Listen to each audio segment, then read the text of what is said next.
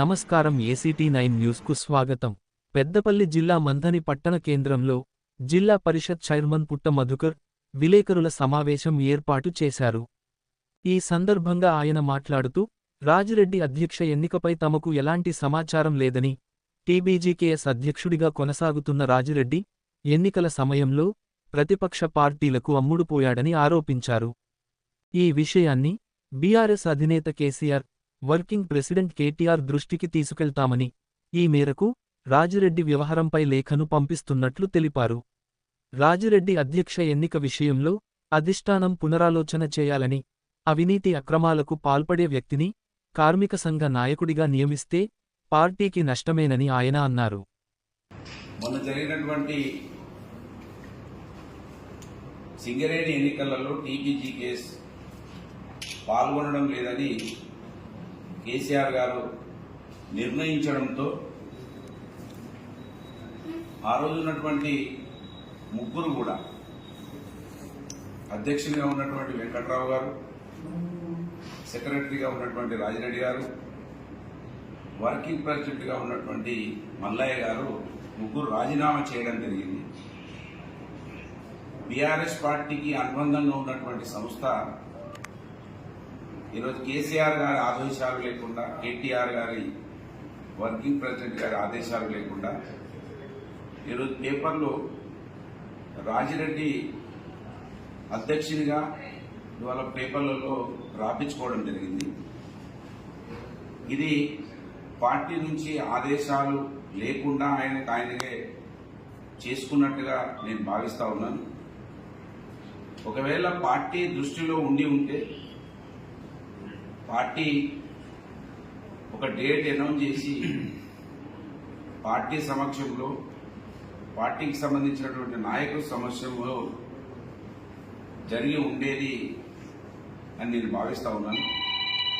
ఇట్టి విషయాన్ని కేటీఆర్ గారు, కేసీఆర్ గారు ఆలోచించి రాజిరెడ్డి గారి ఎన్నిక మీ దృష్టిలో ఉండి జరిగి ఉంటే పునరాలోచించమని వారికి విజ్ఞప్తి చేస్తా ఉన్నాను. రాజిరెడ్డి గారు ఎన్నికలు వచ్చినప్పుడల్లా కాంగ్రెస్ పార్టీకి డబ్బులు తీసుకొని బీఆర్ఎస్ పార్టీకి వ్యతిరేకంగా TBGKS యూనియన్ను మరి వారికి అనుకూలంగా పనిచేసే, ఆయనకు దగ్గరున్న వాళ్ళతోటి అనుకూలంగా పనిచేసే విధంగా ఆయన వ్యవహరించిందని,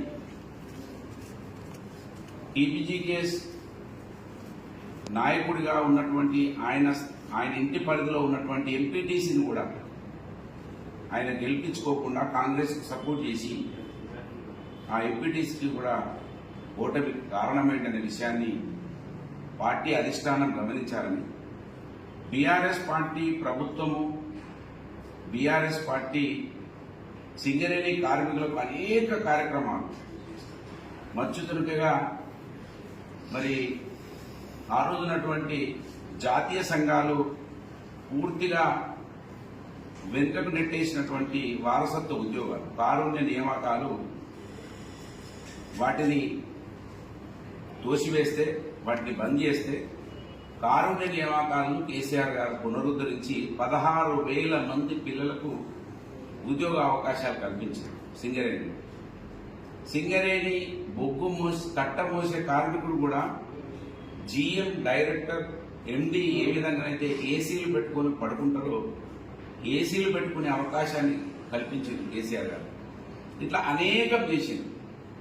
అవి ఎక్కడ కూడా ఈ రాజిరెడ్డి అవినీతి వలన వాటిని గుర్తించుకోకుండా ప్రజలు, కార్మికులు ఈ అవినీతి కారణంగా వాటన్నిటిని కూడా మర్చిపోయి, ఈ అవినీతి పెద్ద ప్రమాదంతో ఏదైనా ఒక ట్రాన్స్ఫర్ కావాలంటే, ఒక క్వార్టర్ కావాలంటే, అక్కడ చిన్న చిన్న సమస్యలు అయితే దేనికి ఒక రేటును నిర్ణయించి రాజిరెడ్డి అనేక అవినీతికి పాల్పడడం పుణ్యాన వాళ్ళ కార్మికులు ఇంత పెద్ద సాయం చేసినటువంటి బీఆర్ఎస్ పార్టీని, కేసీఆర్ గారిని వాళ్ళు దూరం కొట్టడానికి కారణమైనటువంటి వ్యక్తి రాజిరెడ్డి కనుక ఈ రాజిరెడ్డిని ఎట్టి పరిస్థితుల్లో మా వెంబడి తిప్పుకోవడానికి ఇవన్నీ ఉన్నాయి కనుక మేము సిద్ధంగా లేవనే విషయాన్ని అధిష్టానం గమనించాలని కేసీఆర్ గారు కేటీఆర్ గారు ఆలోచించాలని, ఆయన మా వెంబడి ఉన్నన్ని రోజులు, ఈ పార్టీలో ఉన్నన్ని రోజులు ఆయన అవినీతి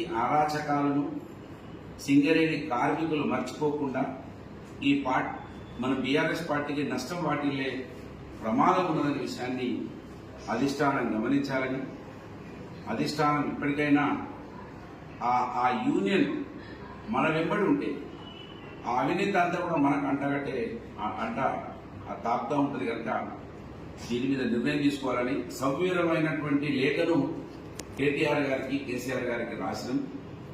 వాళ్ళ పోస్టు కూడా చేయడం జరుగుతూ ఉన్నది. ఈ పోస్టు ద్వారా వారి దృష్టికి తీసుకెళ్తా ఉన్నాం. ఇది పార్టీ ప్రెస్ ఎందుకు ఇస్తున్నామంటే కార్మికులకు తెలవాలి. ఇవాళ ఆవేదన చెందుతారు, ఆందోళన చెందుతారు.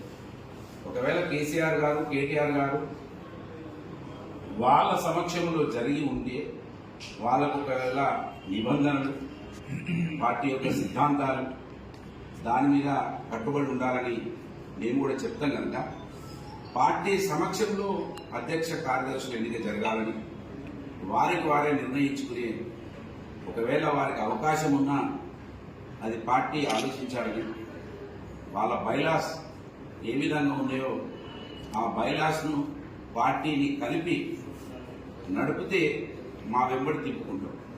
కానీ ఆయనకాయనే ప్రకటించుకొని ఆయన నేను అధ్యక్షుడు చెప్పుకుంటే మంత్రి నియోజకవర్గ ఇన్ఛార్జిగా, మాజీ ఎమ్మెల్యేగా, బీఆర్ఎస్ పార్టీ జిల్లా ప్రజా పరిషత్ చైర్మన్గా మేము మాత్రం ఆయనను ఇక్కడ అంగీకరించడానికి సిద్ధంగా లేదు. ఆయనను మా వెంబడి తిప్పుకోవడానికి సిద్ధంగా లేదు. ప్రతి కార్మికుని రక్తం దాగినటువంటి వ్యక్తి రాజిరెడ్డి. ఆ రాజిరెడ్డిని ఎట్టి పరిస్థితుల్లో పార్టీలో